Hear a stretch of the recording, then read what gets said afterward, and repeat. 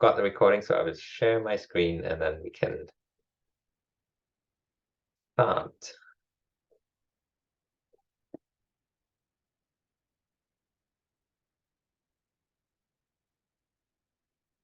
And hand over to my colleague Karis to take us through the agenda in the first bit of the session. Good morning. Nice to see so many of you here this morning as well. Hopefully you can all hear me okay, but if you've got any problems, just stick a message in the chat as well. Great. So we'll get started. We're going to we've got quite a lot to get through today, so do bear with us, but we will do our best to take you through that as clearly as we can. And as Lucas said, there'll be time for questions at the end, so do feel free to stick those in the chat as we go. So today we're going to look at wellbeing economy theory, where it comes from, how it relates to other frameworks like donut economics and community wealth building. We've got some case studies to share with you as well as looking at what we can do in Scotland. As I said, there'll be plenty of time for questions at the end, and we won't record for that, so you can feel free to ask whatever you want without worrying about it. But first up, we're going to look at where the idea came from in the first place. And we can go to the next slide. Sorry, Lucas and I are doing a bit of a tag team, so there might be a few Chris Whitty moments this morning. So back in 2017, people were waking up to the fact that our economy doesn't deliver for people or planet. It was causing runaway, or it still is causing runaway climate change and growing inequality. A group of people from around the world came together to look at how we can work together, which led to the emergence of the Global Wellbeing Economy Alliance as a collaboration of academics, NGOs and activists with a shared purpose of redesigning our economy so that it works for people and planet. The IPCC recently warned that we face a brief and rapidly closing window to prevent runaway climate change and secure a livable future. And that is only one of the environmental emergencies that we're facing. So this diagram here illustrates the planetary boundaries or thresholds that scientists have determined that we shouldn't cross. Crossing just one of the thresholds could lead to irreversible changes, and we're currently crossing several of them. And we also can't say that the economy is working for the vast majority of people either. At the same time, we're facing unacceptable levels of poverty. So even before the cost of living crisis and before the pandemic, 1 in 4 children in Scotland were growing up in poverty. And yet we're a rich country with no shortage of wealth. The 20 richest families in Scotland have more wealth than the poorest 30% of people combined. To imagine 1.6 million people, that's the population of Glasgow, Edinburgh, and the whole of the Highlands and Islands combined. And climate change and inequality are inextricably linked as well. So what this slide shows is that the richest 10% of the population are responsible for almost half of the total CO2 emissions that we see. And the impacts of that are disproportionately felt by the Global South. In a previous role, I worked for an international development charity called Tier Fund, where we met and worked with people who were being impacted by the devastating consequences of climate change, and with increased flooding and drought as well, and regularly heard heartbreaking stories from people who were having to walk for up to 10 hours a day to go and get water. So here is how our economy currently deals with these challenges. The first thing is that we try to grow the economy bigger, but we don't worry too much about the damage that's doing to people or the environment.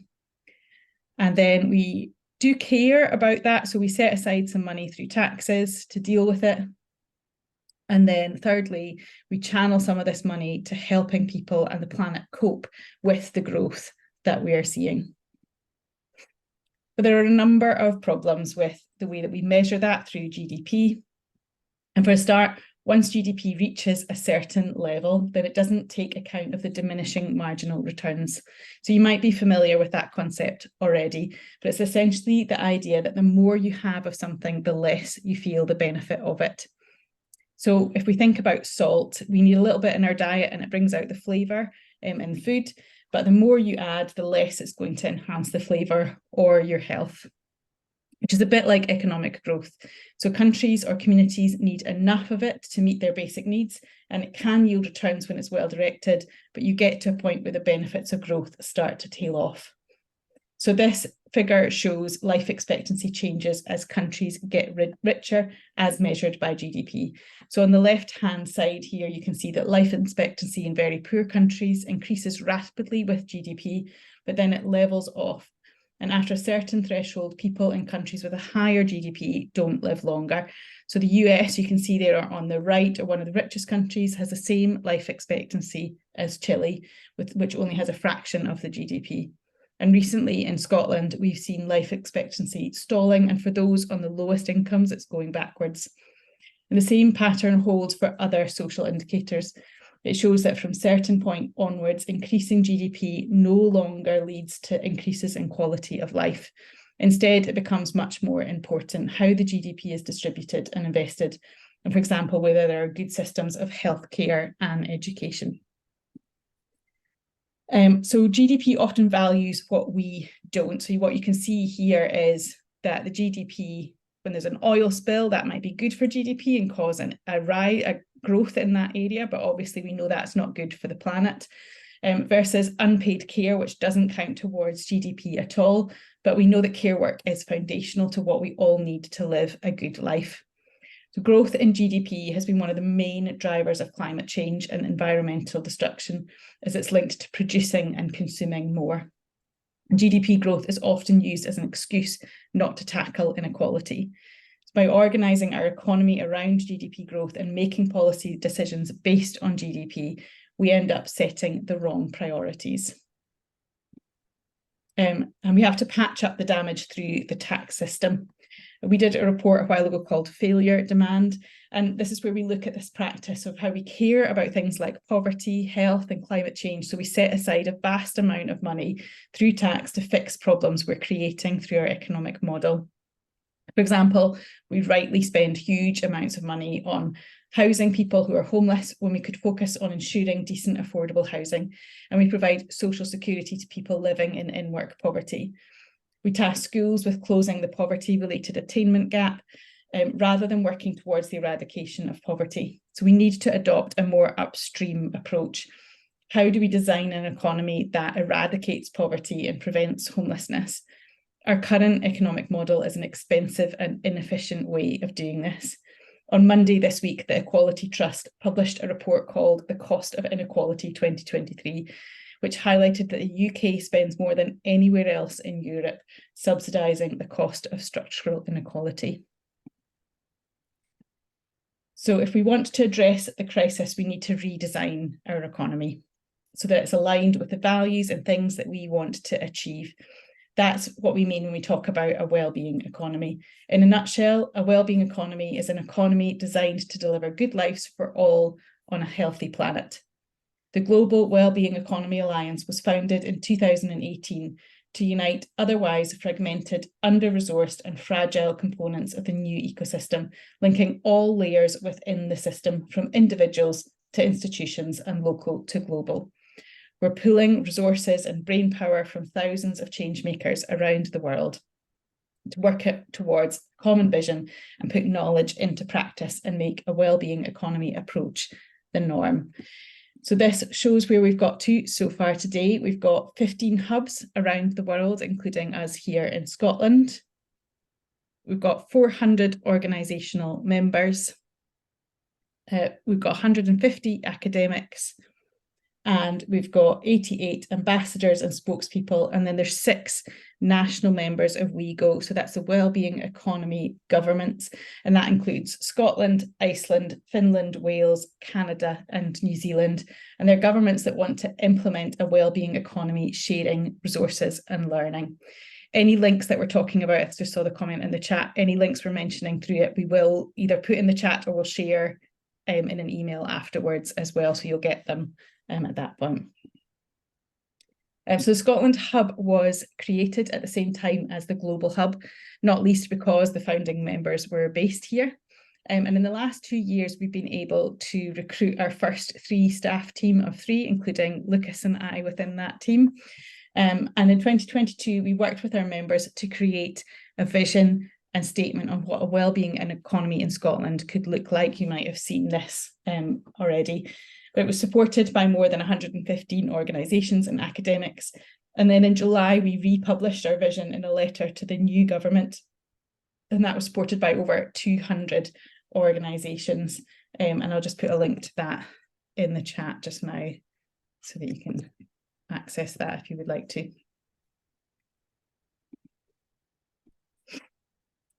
Okay, I'm going to hand over to Lucas now, who's going to talk to us about what a wellbeing economy looks like in more detail. Yeah, thank you for all of that, Karis.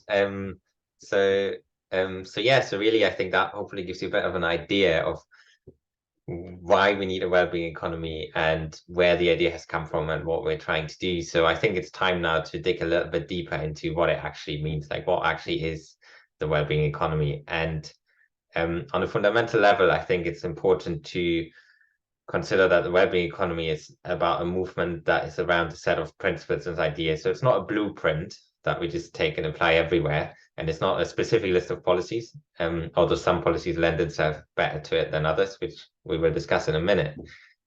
But it's really a set of principles and values around that, about thinking differently about how we design our economy.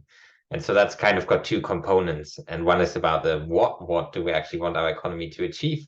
And the other one is about the how, like how are we actually going about doing it? And what you can see on the slide now is the what bit of it. So what actually is it? If it's not GDP growth, what actually are the goals that we should our economy design to achieve? And we basically got together with our members, and we kind of settled on these 5 we all needs, which we think every economy should be designed to deliver. And the first one is of these 5 needs is dignity. So the idea that everyone has enough to live in comfort, safety, and happiness, and there isn't any poverty, as Karis has already mentioned. The second one is nature. So we have a restored and safe natural world for all life. The third one is fairness. So that is that income, wealth, and power is distributed fairly across the population. The fourth one is purpose, which is the idea that institutions serve the common good, whether that is the government or businesses or other organizations, and that basically our economy is set up to reward the kind of things that actually contribute to ecological and social well-being. And then the last one is participation, and that's the idea that in a well-being economy, it needs to be set up that people take part in the decision making that affect them and are engaged in their communities. But it's not just communities, it's also around in workplaces, in the government, to have these kind of effective democratic decision-making processes.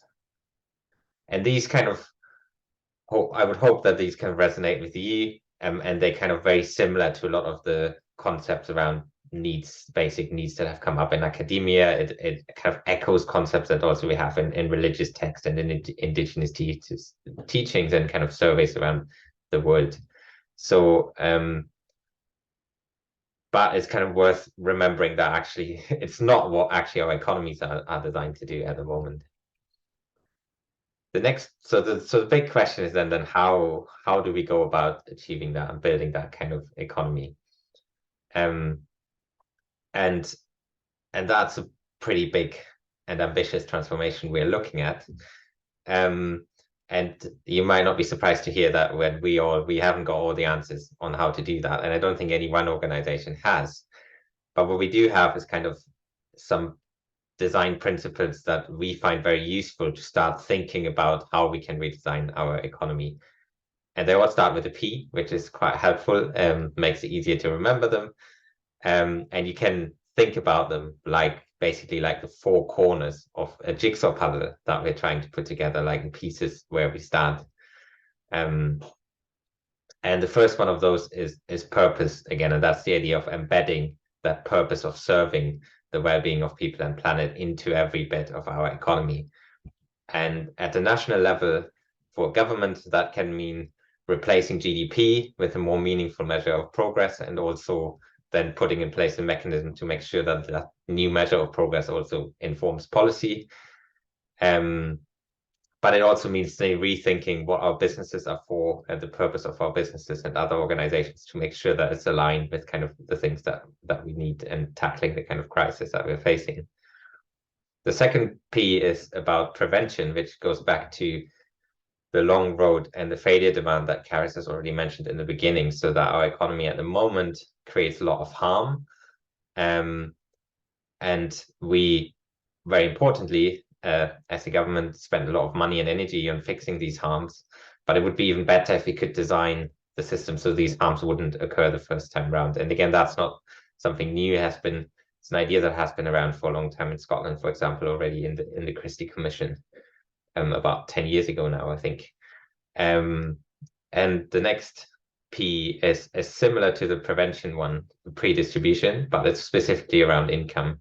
And that's the idea that our economy currently generates these absolutely incredible levels of inequality. And then we use some of the tax system to redistribute that, which is very important, but it would be even better if we could set up the economy so it wouldn't create that level of inequality in the first place.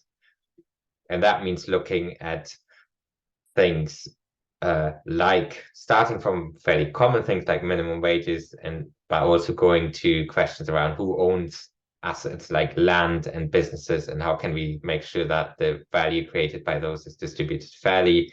It means looking at approaches like community wealth building to make sure we can keep wealth that is created in the communities and distributed in a fair way.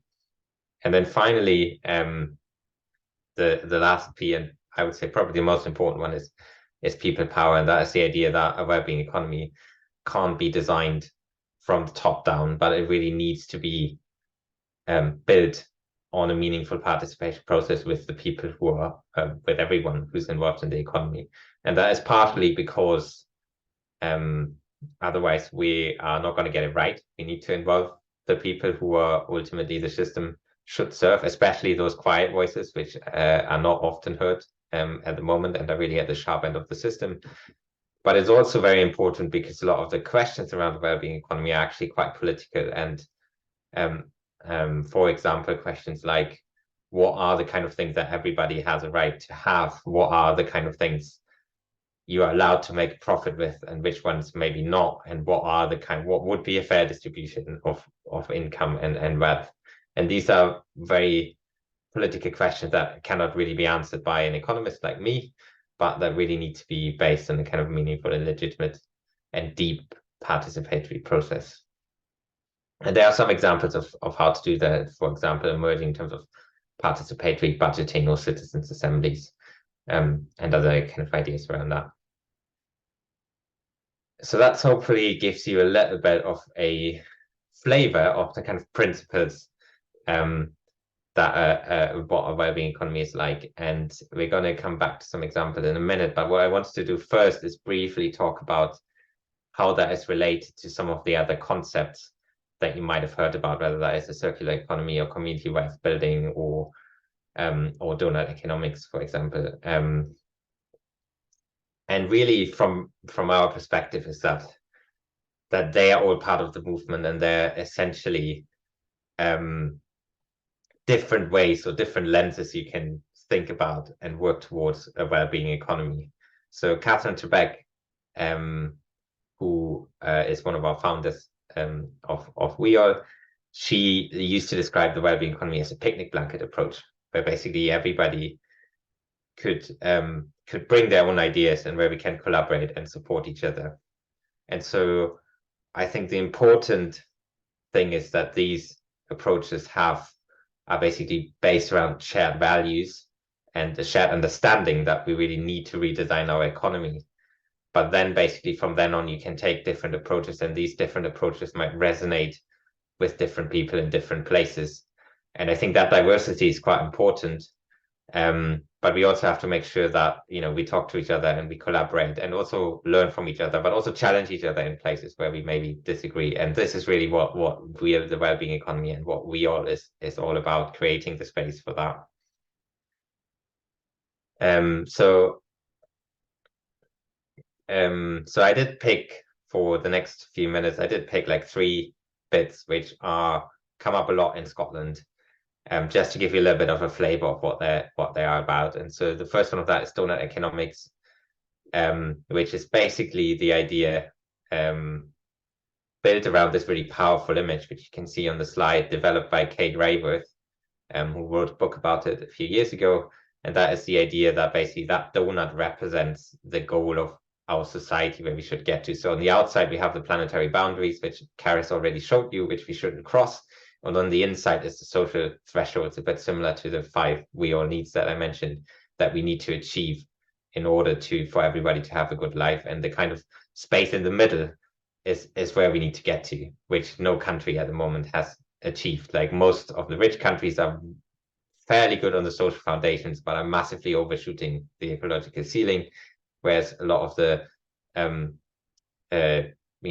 poorer countries basically are not achieving a lot of the social foundations, even though they're staying within planetary boundaries.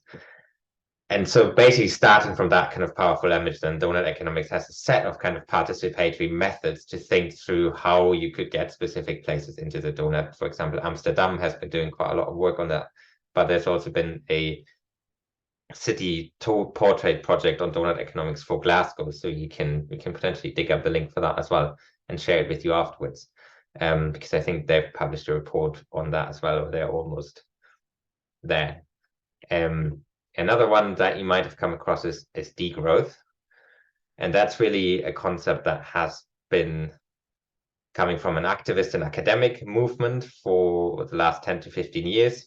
And that kind of degrowth starts from the assumption that in rich countries like here, we are basically, as we already said, breaching planetary boundaries. And therefore, we need a kind of equitable downscaling of our production and consumption of resources, basically to bring the economy back in balance with the living world. And we have to do this downscaling in a way that it actually reduces inequality and improves well-being overall. So the actual degrowth, but it's not about GDP, but it's actually about the consumption of resources and negative environmental impacts. And when you think about it, for me, actually, that description is very similar to the way we've been describing a well-being economy and some of the other approaches. But in some ways, we just made a very conscious decision not to use the word degrowth because I think the word degrowth is very powerful and open up conversations around growth and challenging assumptions that all growth is good, and which we have at the moment. But also because of these associations, it's also quite controversial. And it's not the term we think to build a broad movement around, which is what we all is all about. So that's why we talk about a well-being economy instead. But a lot of the examples, policy examples, activist work in the well-being economy movement is coming from and very much interlinked with the degrowth movement. And one of the most prominent examples of that is Jason Hickel, who is a We All ambassador and also quite a famous degrowth thinker. And then the last one is community wealth building, which is kind of an approach for making our economy more democratic and making sure that more of the wealth that is created in communities stays in the communities and is distributed fairly. And that's coming from the US. And whereas the other two, like I think donut economics and degrowth, has been quite inspired mostly from an environmental perspective, this one is really coming from a grassroots economic democracy tradition in the US, I think from Cleveland originally.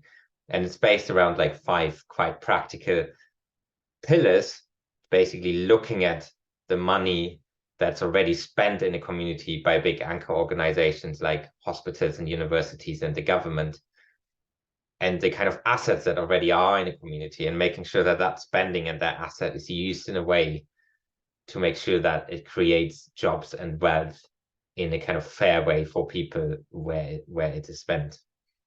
For example, through community-owned businesses and cooperative social enterprises, but also municipal energy companies. So that originated in the US, probably made famous in the UK in Preston. So you've might heard about the Preston model, which is essentially the same. And in Scotland, very much pioneered by North Ayrshire Council, but it's now being very much supported by the Scottish Government in the with an upcoming bill on community wealth building, and also kind of more tested in a number of council areas.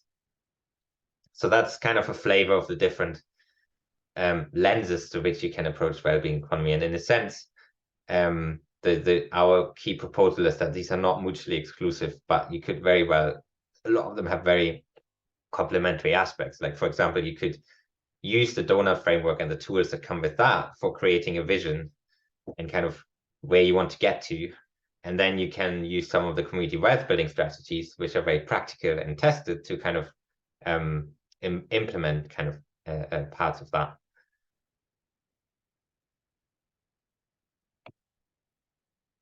So that kind of is a bit of an overview of some of the other kind of movements or parts of the movement that make up the wellbeing economy and concepts. And I've just so we move on to a little bit of practical case studies, because a lot of this has been quite conceptual up to now. So this is kind of a slide to show you a little bit of the really practical aspects. So one of the examples where we can see wellbeing economy in action it's been in New Zealand, where they have started to implement a wellbeing budget. So basically they have a wellbeing framework which sets out the kind of outcomes they want to achieve, and they have started to actually implement their budget in a way that, to make sure that that is aligned with these outcomes.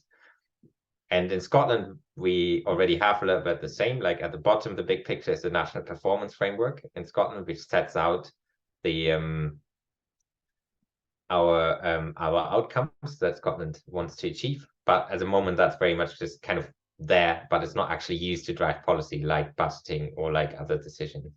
But it's there as a kind of maybe stepping stone to build on. There's other examples about taking a more preventative long-term approach as the Future Generations Commissioner in Wales and the work they've been doing there, which you might have heard about.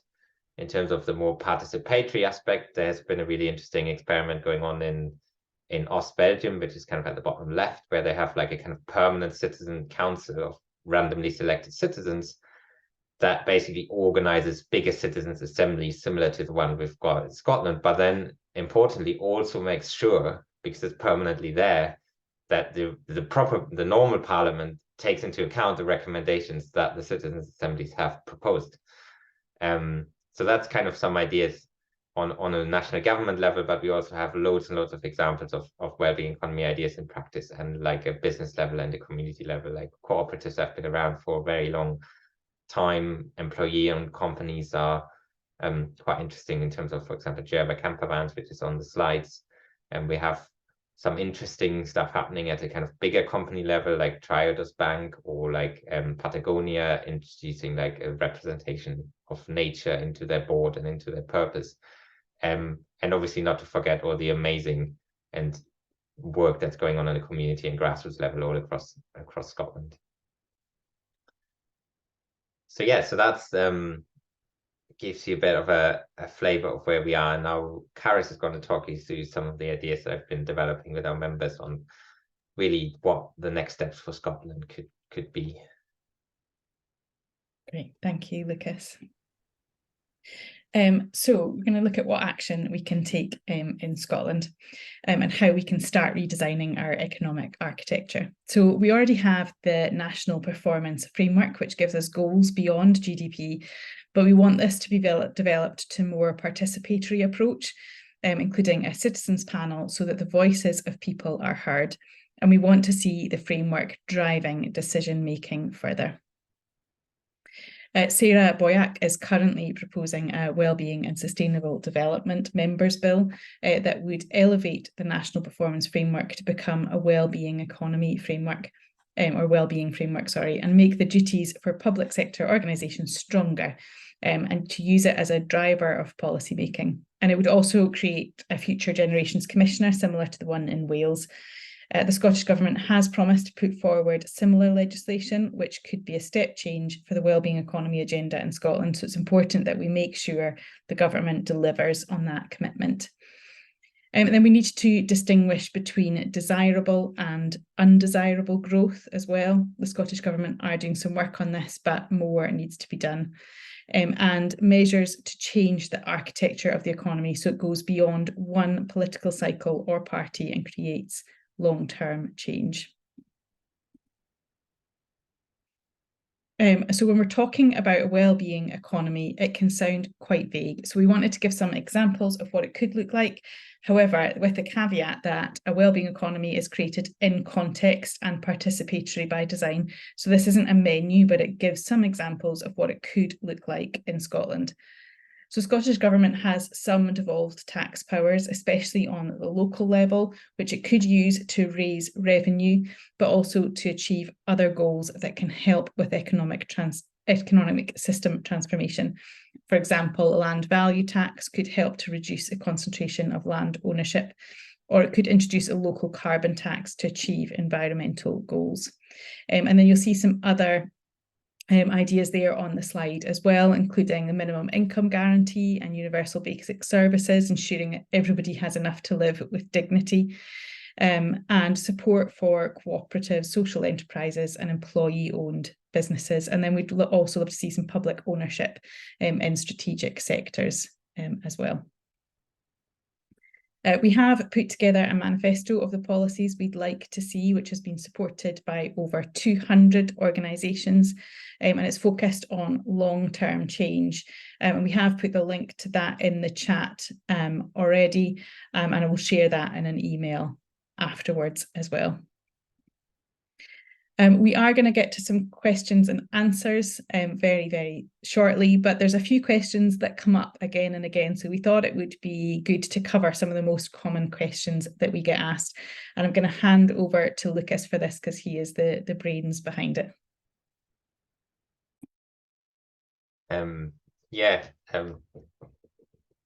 Thanks for that introduction, Karis. Yeah, so basically what we thought is that we do we kind of take some of the questions that we get asked a lot of the time, and but I will try and keep it quite brief, which is a bit of a challenge because I love talking about this and I can talk about this for hours, but we really do want you to have a chance to ask questions as well.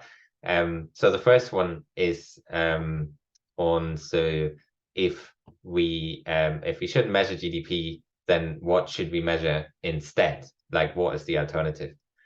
And actually, I would say the problem in that case is not actually that there isn't an alternative, but we're actually now at a stage that there are too many of them. So people have been developing alternatives to GDP for a very long time, and you can get various different approaches to that. You can have either individual numbers, like an individual index, which one number, which is similar to GDP. Sometimes they start from GDP and they subtract negative things and add positive things, which an example would be like the genuine progress indicator. Other ones are more like dashboard approaches, where you have like a number of different indicators and you then measure them together, which obviously is kind of tells less of a story because you don't have like one number going up and down, but it's actually a bit more honest and a bit more realistic about being transparent about the trade-offs between different things, which is often hidden if you just mash them together into one number. And examples of that are the indicators we have in the National Performance Framework. It might also be the Wellbeing Economy Monitor, which the Scottish government has recently published, but also the OECD's Better Life Index. So I think the key challenges actually in this area is the thing that actually makes GDP so powerful is that it's actually is one commonly shared system that's similarly done across the world and quite comparable. So I think what we need is a similar effort for an alternative so that we at least get like a core of measurements or a core set of framework for wellbeing economy, which is internationally coordinated and that we can use, that is similarly done across countries and that we can use to compare. Because at the moment, a lot of the time, politicians just fall back on GDP because that's what's there and that's what they can compare. And we need something similar on the wellbeing economy. But the other kind of tricky question is what I alluded to already is we already measure a lot of really useful things. Like a lot of the measurements that we need for wellbeing economy are already there, but that doesn't change necessarily what governments do. So it's actually the translation bit of how do you translate an alternative measure of progress into action different policy making is where it gets really tricky. And but they are starting to see some examples of that, such as the wellbeing budget in New Zealand, for example. And if you want to dig deeper into that, there's a paper that the Wellbeing Economy Alliance on a global level has published by one of our experts, Rutger, where you can find a lot more detail. And I think Karis is going to put the link in the chat. And also very timely, Carnegie UK, which is an organization we work quite quickly, have just published, I think last week or 2 weeks ago, a Life in the UK index, which is kind of an alternative to their alternative to GDP. And they've got a Scottish version of that as well, which is very interesting. So worth checking out. And I think Karis can put that link in the chat too. The second question, which is personally my favorite, is the idea like how would we pay for a wellbeing economy, which comes very often. And when people ask me that, I then tend to get a bit philosophical about it, because I'm like, well, ultimately, the real constraint on what we can do is our resources, is our skills, what we have. It's not money. So when we do have the resources and the skills and the passion to build a wellbeing economy, make sure we have a good life for everyone. And money is really just a system we use to decide where those resources and those skills go. But money itself is not actually the limit to what we can do, because money is just a number in a computer. But I think what really most people want to know when they ask this question is not like how we as a society can pay for it, but how is the government going to pay for it?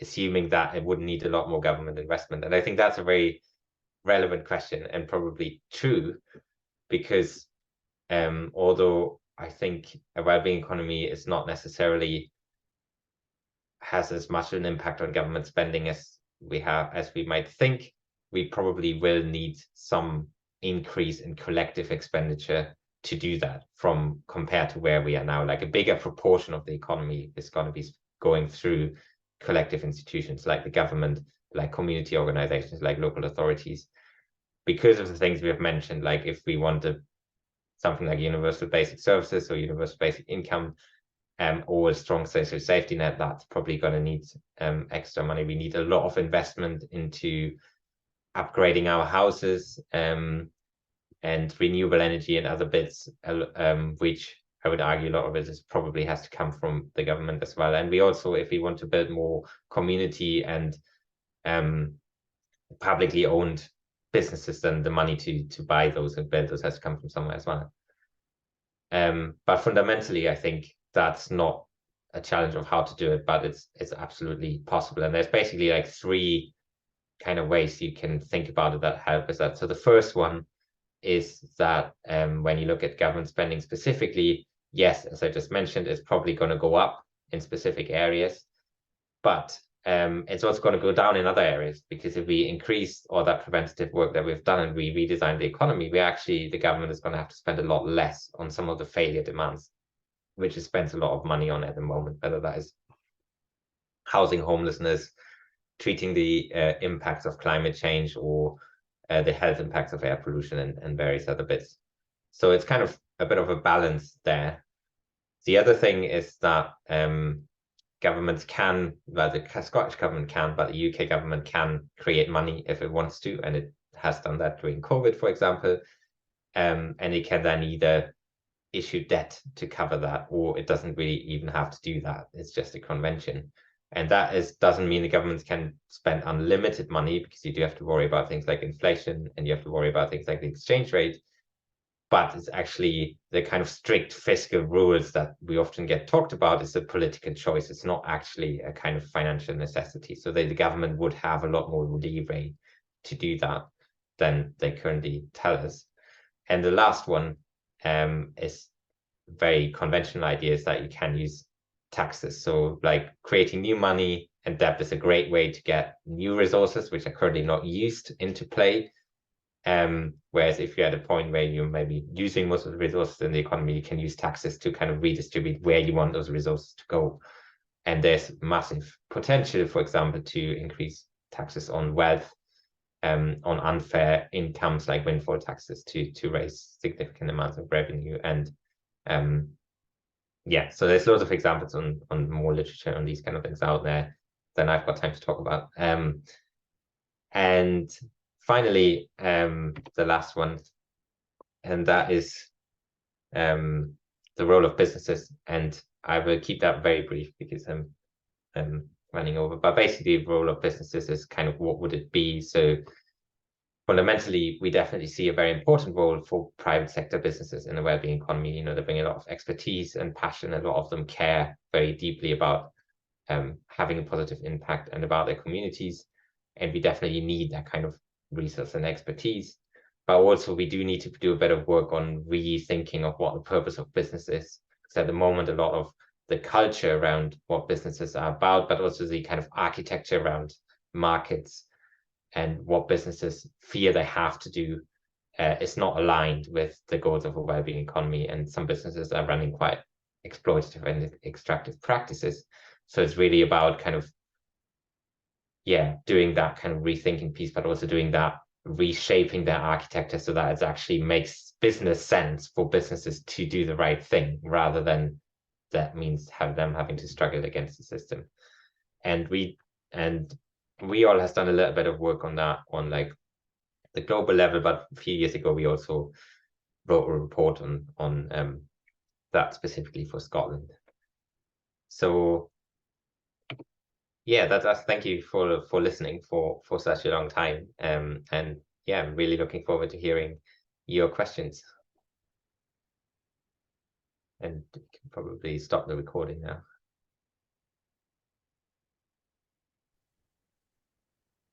Sorry, just bear with me as I find the right